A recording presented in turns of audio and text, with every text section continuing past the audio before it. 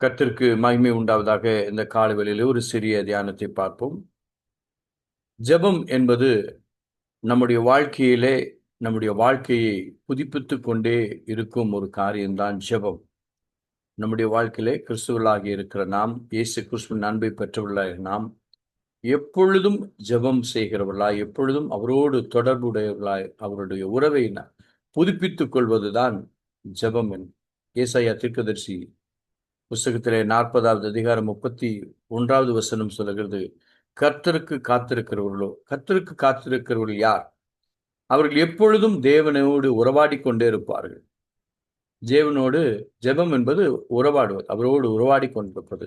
அவர்கள் என்ன காரியங்கள் அவருடைய வாழ்க்கையில கிடைக்கிறது என்றால், புதுபலன் அடைந்து கழுகுகளைப் போல செட்டைகளை அடித்து எழும்புவார்கள். அவர்கள் ஓடினாலும் இளைப்படையார்கள், நடந்தாலும் சோர்ந்தே போகார்கள். இது ஜெபத்தினாலே கிடைக்கப்படுகிற நன்மைகள். ஆனால் ஜெபத்தினாலே கிடைக்கப்படுகிற நன்மைகள் அநேகம் உண்டு. ஆனால் வேதத்தில் இன்று ஒரு சில காரியங்களை மட்டும் நாம் பார்க்க போகிறோம். ஒவ்வொரு நாளும் நாம் ஜெபிக்கும் பொழுது, எப்பொழுதெல்லாம் நாம் ஜெபிக்கிறோமோ, தேவன் நம்மை மறுரூபப்படுத்தி நம்முடைய முகம் பிரகாசம் அடைகிறதையும் அவருடைய பிரசன்னம் நமக்குள் இறங்குகிறதையும் நாம் பார்க்கிறோம். இன்னொன்று, நாம் எந்த அளவுக்கு நாம் ஜெபிக்கிறோமோ அந்த அளவுக்கு நாம் கர்த்தரை அறிந்து கொள்ளுகிற உணர்வு நமக்குள் வருகிறது. கர்த்தரை இன்னும் அதிகமாக அறிய அறிய நாம் தேவனுக்குள் நாம் பலப்படுகிறோம். தேவன் நம்மை பலப்படுத்துகிறார். நம்மை குறித்து மற்றொன்று, தேவனுடைய நம்மை குறித்து கர்த்தர் நம்மை குறித்து தேவனுடைய சித்தத்தை நாம் தெரிந்து கொள்ள முடிகிறது ஜெபத்தினால் தான். ஒரு சில சமயங்களிலே நாம் ஒன்றுமே நாம் செய்ய முடியவில்லை என்று சோர்ந்து போகிற நேரங்களிலே நாம் ஜெபிக்கும் பொழுது நமக்கு தேவன் பலன் கொடுத்து அந்த நாட்களிலே நாம் நடக்க வேண்டிய காரியங்களை தேவன் ஜெபத்தின் மூலமாக நமக்கு வெளிப்படுத்துகிறார். அது மட்டுமல்ல, நம்முடைய வாழ்க்கையிலே கர்த்தருடைய செயல்கள் நம்முடைய வாழ்விலே செயல்படுவதற்கு நாம் கர்த்தருடைய சமூகத்தில் காத்திருக்க வேண்டும். அதைத்தான் கர்த்தருக்கு காத்திருக்கிறவர்களோ புது பலன் அடைந்து என்று சொல்லப்பட்டிருக்கிறது.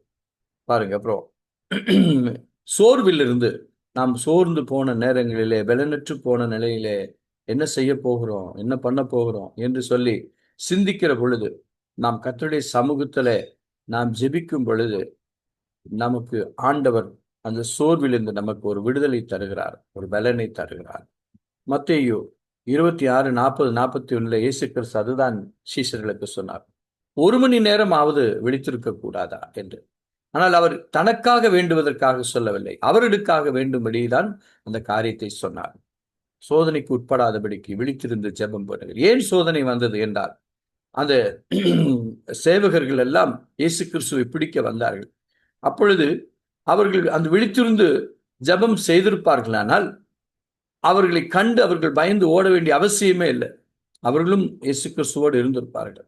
அதுதான் சோதனை வரும் பொழுது நாம் தேவனிடத்திலே நாம் கேட்டு விழித்திருந்து ஜெபிக்கும் பொழுது அந்த சோதனைகளை மேற்கொள்ள, நமக்கு எதிராக வருகிற துன்மார்க்கனுடைய செயல்களை எதிர்கொள்ள தேவன் நமக்கு பலத்தை தருகிறார்.